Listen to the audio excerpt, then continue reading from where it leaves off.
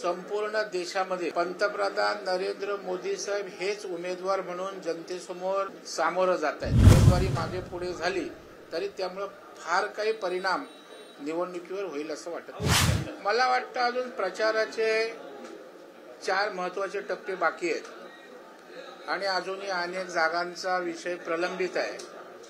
त्याच्यामुळे चर्चा संपली असं होत नाही, अजूनही चर्चा होऊ शकते आणि यावर वरिष्ठ स्तरावर योग्य तो अंतिम निर्णय होऊ शकतो। भाजपाच्या उमेदवारांना आता दररोज रात्री 11 वाजता रिपोर्ट कार्ड मिळणार आहे। प्रचार कसा करावा, प्रचारामध्ये काय चुका होऊ नये, घरोघरी प्रचारात कोणते मुद्दे असावेत, त्यामुळे आता भाजपा सक्षमतेने प्रचार मोहिमेत एक पाऊल पुढे टाकताना पाहायला मिळतंय का? आपण बघाल, भारतीय जनता पार्टी अत्यंत नियोजनबद्ध काम करणारा पक्ष आहे।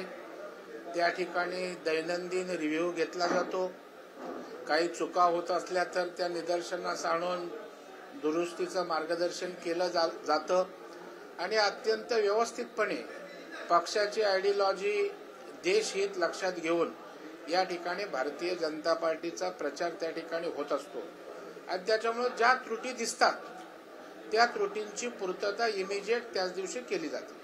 साताऱ्यामध्ये काँग्रेसकडून पृथ्वीराज चव्हाण यांचं नाव जे आहे जवळपास निश्चित झालेलं आहे, परंतु भाजपचे उमेदवार इच्छुक असलेले उदयनराजे यांचं नाव अजूनही जाहीर करण्यात आले नाही। मला वाटतं संपूर्ण देशामध्ये पंतप्रधान नरेंद्र मोदी साहेब हेच उमेदवार म्हणून जनतेसमोर सामोरं जात आहेत, कारण या देशाच्या जनतेचा विश्वास पंतप्रधान नरेंद्र मोदी साहेबांवर आहे।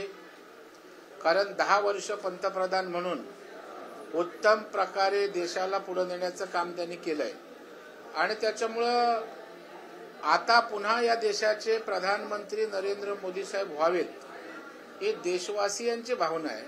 त्याच्यामुळे उमेदवार कोण आहे यापेक्षा या देशाला पंतप्रधान नरेंद्र मोदी यांना बनवायचा आहे आणि त्याच्यामुळे प्रत्येक उमेदवार हा पंतप्रधान नरेंद्र मोदी साहेब हेच उमेदवार आहेत असं समजून जनता मतदान करेल आणि त्याच्यामुळे उमेदवारी मागे पुढे झाली तरी त्यामुळे फार काही परिणाम निवडणुकीवर होईल असं वाटत नाही। हिंगोली आणि हातकणंगलेमध्ये भाजपचा उमेदवार नसल्यामुळे स्थानिकांचा विरोध भाजप पदाधिकाऱ्यांच्या समोर येतोय, अजून ते निवडताना दिसत नाही। मला वाटतं प्रत्येक ठिकाणी कार्यकर्त्यांमध्ये आपला नेता उमेदवार व्हावा ही भावना त्या ठिकाणी निश्चित आहे, परंतु एक गोष्ट अत्यंत स्पष्ट आहे की आम्ही महायुती म्हणून एकत्रितपणे निवडणुकीला जायचं पक्क ठरवलेलं आहे।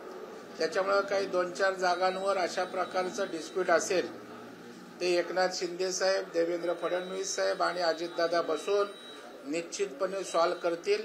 कुठल्याही प्रकारचा वादविवाद असला, विसंवाद असला तरी निवडणुकीला सामोरं जात असताना आम्ही एक मतानं एकमुखी महायुती म्हणून प्रचार करू आणि विजय हासिल करू।